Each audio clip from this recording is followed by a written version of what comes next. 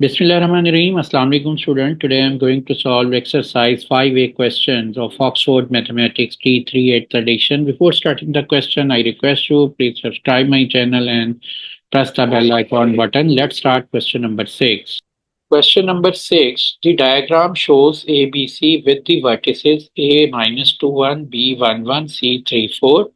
Find the area of triangle. देखिए ये एक ट्राइंगल दिया हुआ है, आपने एरिया ऑफ ट्राइंगल कैलकुलेट करना है। तो एरिया ऑफ ट्राइंगल जो है उसका क्या फार्मूला होता है, 1/2 बेस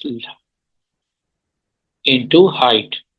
अब आप नोट करो कि हमारे पास जो बेस लेंथ है वो ए बी है, तो यहाँ हम लिखेंगे 1/2 ए बी इंटू हाइट। तो लेंथ ए बी आपने पहले कैलकुलेट करनी है।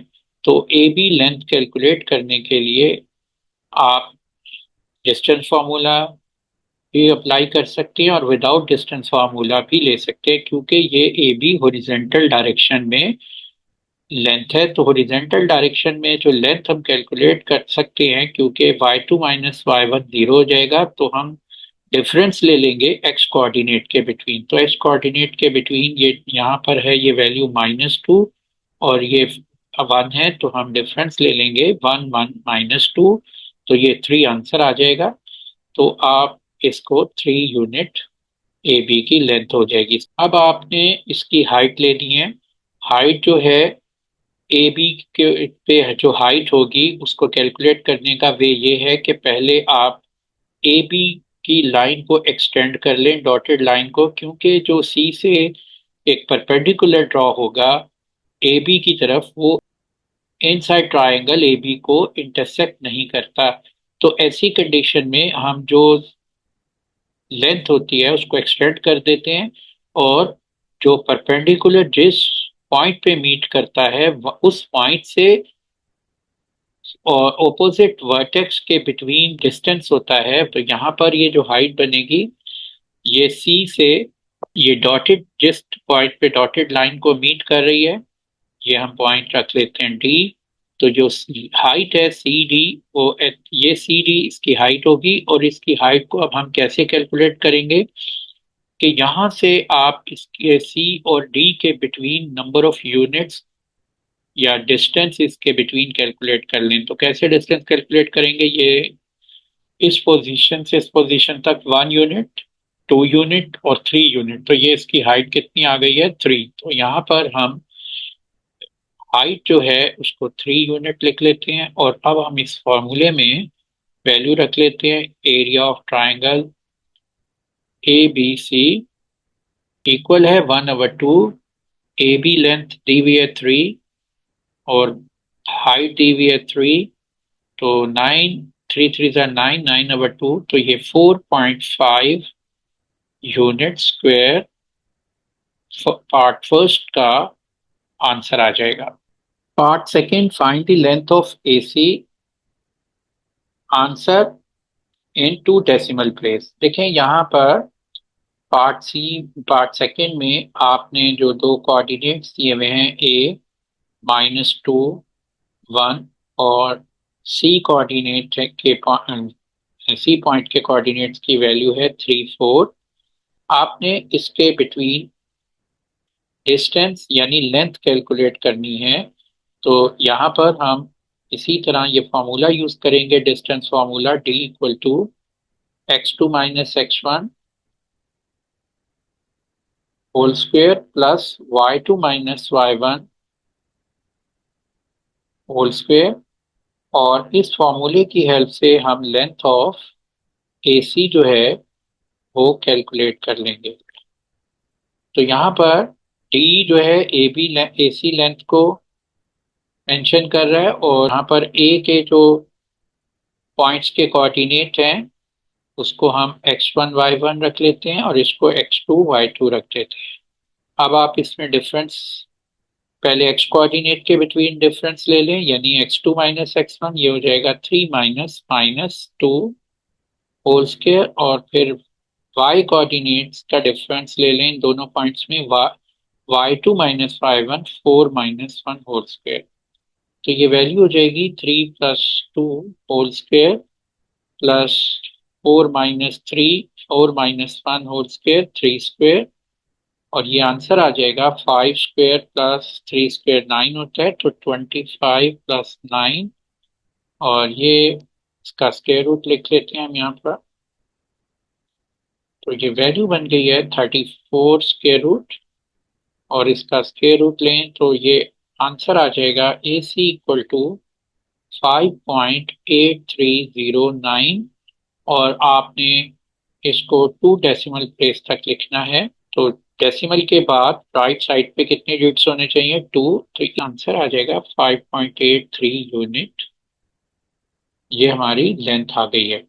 पार्ट थर्ड है, given that ABCD is a parallelogram, find the coordinates of T। देखें, अगर ABCD एक पैरेललोग्राम है तो पैरेललोग्राम के अकॉर्डिंग जो किसी भी पैरेललोग्राम में जो उसकी ऑपोजिट साइड्स की लेंथ होती है वो इक्वल होती है और पैरेलल होती है। मैंने यहाँ नीचे पैरेललोग्राम बनाई है ABCD, तो जो AB की लेंथ है वही CD की लेंथ होगी। और यहाँ पर देखो कि ये AB की जो लेंथ है वो कितने यूनिट है? 1 2 3, यानी B से A 3 यूनिट है। तो यहाँ पर अगर ये 3 यूनिट है तो C से D भी 3 यूनिट हम मेंशन करेंगे। और ये AB हॉरिजेंटल है, हॉरिजेंटल एक्सिस के पैरेलल है, तो CD भी हॉरिजेंटल एक्सिस के पैरेलल होगा। तो यहाँ से आप C से 3 unit right to left move करें तो ये हो जाएगा 1 2 और 3, ये पोजीशन इसकी बन जाएगी पॉइंट डी की। तो इसको आप ज्वाइन कर दें सी को डी से, और फिर डी को ए से ज्वाइन कर दें। तो ये हमारे पास रिक्वायर्ड पैरेललोग्राम आ गई है। और यहाँ पर इसके पार्ट थर्ड में इसके कोऑर्डिनेट लिख देते हैं। D coordinate 0 4। तो ये पार्ट फोर, गिवन के is a point T4, area of triangle BCK is 12 unit square, find the possible value of T। देखिए, हमने T की वैल्यू कैलकुलेट करनी है और हमारे पास एरिया ऑफ ट्राइंगल दिया हुआ है BCK का, और के पॉइंट जो है उसके कोऑर्डिनेट्स दिए हुए हैं T4, जिसमें x कोऑर्डिनेट T है, y कोऑर्डिनेट 4 है।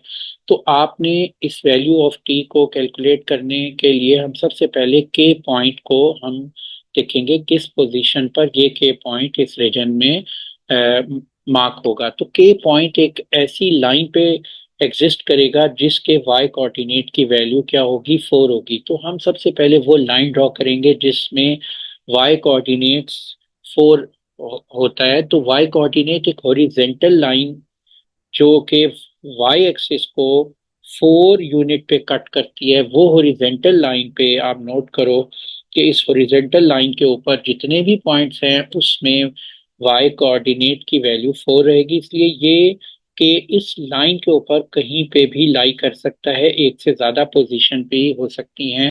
तो हम यहाँ पर कंसिडर कर लेते हैं कि सपोज ये पॉइंट के जो है यहाँ इस पोजीशन पर लाई करता है और इसके कोऑर्डिनेट है T4। ये मैं यहाँ पर y कोऑर्डिनेट की वैल्यू तो कंफर्म है, T की वैल्यू कंफर्म नहीं है।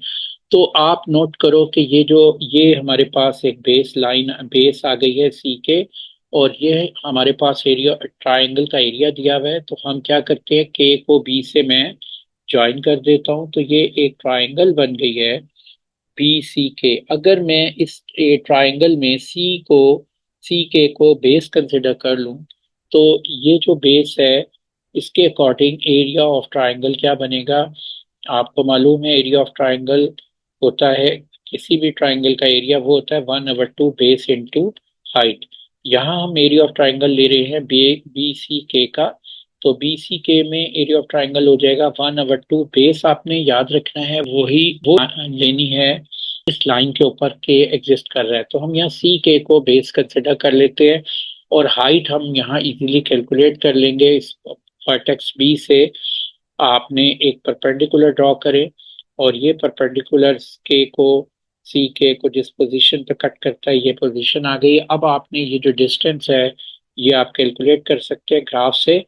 यहाँ नोट करो कि यहाँ इस लाइन से इस पॉइंट का कितने यूनिट या वे है ये पॉइंट इस लाइन से, तो वो उसकी हाइट होगी। तो ये कैलकुलेट कर ले 1 और ये है 4, तो 4 - 1 ये वैल्यू आ गई है 3, तो हम यहाँ 3 लिख देंगे और बी से को हम 12 लिख लेंगे। तो एक बात ध्यान में रखें, सी के को आपने एब्सोल्यूट लिखना है, ये मैंने एब्सोल्यूट लिख, और ये हो जाएगा 3 CK। अब आपने यहाँ पर ये वैल्यू हो गई है 24 और ये 3 राइट से लेफ्ट पे आया, डिवाइड हो गया, तो CK की वैल्यू आ गई है 8। अब आपको CK की लेंथ कैलकुलेट करनी है, तो CK की लेंथ हम कैसे कैलकुलेट करेंगे, डिस्टेंस फार्मूले से हम करेंगे। तो डिस्टेंस फार्मूला आपको मालूम है, x2 - x1 whole square plus y2 - y1 whole square square root होता है।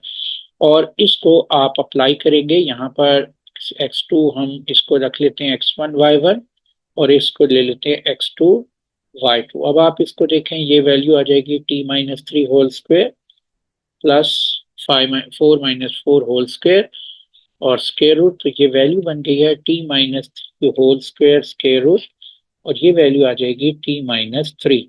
तो ये 4 से कैंसिल हो गया था, तो ये स्क्वायर स्क्वायर रूट से कैंसिल हो गया है, तो सी के की वैल्यू आ गई है t - 3। अब आप ध्यान में रखिएगा, सी के जो है एब्सलूट में दिया हुआ है, तो यहाँ हम इसको लिख लेते हैं t - 3 एब्सलूट इक्वल टू 8। अब आप देखो, इस एब्सलूट को आपने खत्म करना है, तो एब्सलूट को खत्म करने का वे ये है कि t - 3 एक दफा पॉजिटिव वेट लेंगे और t - 3 एक दफा नेगेटिव वेट लेंगे, क्योंकि एब्सलूट डिस्टेंस को शो करता है। और वो डिस्टेंस राइट साइड पे भी हो सकता है और लेफ्ट साइड पे भी हो सकता है। जब राइट पे डिस्टेंस होगा तो एक पॉजिटिव वेट, लेफ्ट पे होगा तो नेगेटिव वेट लेते हैं। तो अगर अब आप इसको सिंप्लीफाई कर ले, तो ये वैल्यू आ जाएगी 8 + 3 11 आ गई है। और इसी तरह ये वैल्यू यहाँ पर बन जाएगी टी इक्वल ये टू 2 जब राइट से लेफ्ट पे 8 जाएगा - मल्टीप्लाई 8 हो जाएगा। + 3, तो टी की ये वैल्यू आ रही है -5। तो हमारे पास टी की दो वैल्यूज आ गई हैं 11 और 5।